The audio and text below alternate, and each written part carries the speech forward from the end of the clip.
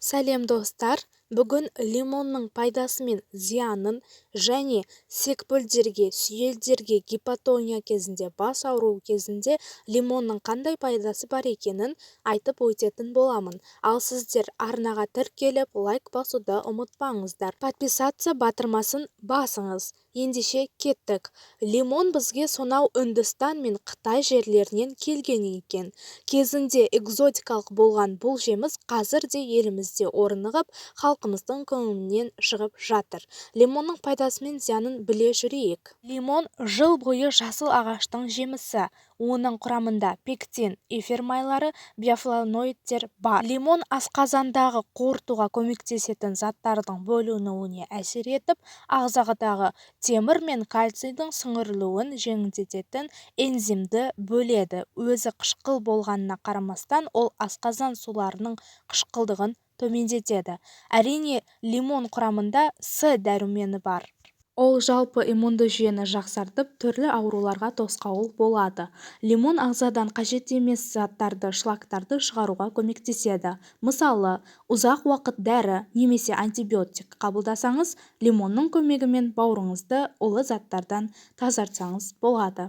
Лимонның сүйелдер мен секпілдерге қалай қолданатынын айтып өтейін.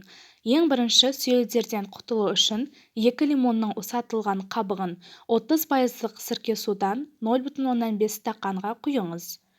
Тығыз жабылған ыдыста кезеңдеп шайқап отырып 8 күн аштыңыз. Одан кейін сүзіп алыңыз. Осы тұнбадан суланған тампонды немесе дәкені алып, күніне бірнеше рет сүйелдерге жағыңыз.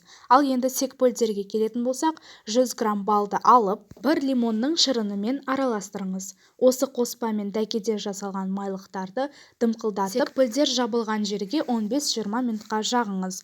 Осыдан табысқа жету үшін үнемі 15-20 минут маска жағуға болады. Гипотония кезінде, яғни төмен қан қысымы болған кезде, климактериялық кезеңінде тамақтан соң үгітілген кофе дәндерінен 50 граммды алып, 0,5 кг балдан және 1 лимонның шырына жасалған қоспаны 2 сағаттан кейін 1 шай қасықтан қабылдасаңыз, қоспаны тоңазытқышта сақтаңыз. Ал бас ауруы кезінде жаңа піскен лимонның қабығын алып, цедрадан тазартып, қабаққа салыңыз. Және бірнеше уақыт ұстағаннан кейін терінің үстінде лимон қабығының астында қызыл таңба пайда болады. Ол қызиды және қышиды, ал бірақ бас ауруы басылады. Достар, арнаға тіркеліп, лайк басуды ұмытпаңыздар, яғни подписаться батырмасын баса кетіңіз. Келесіде видеолар шығады.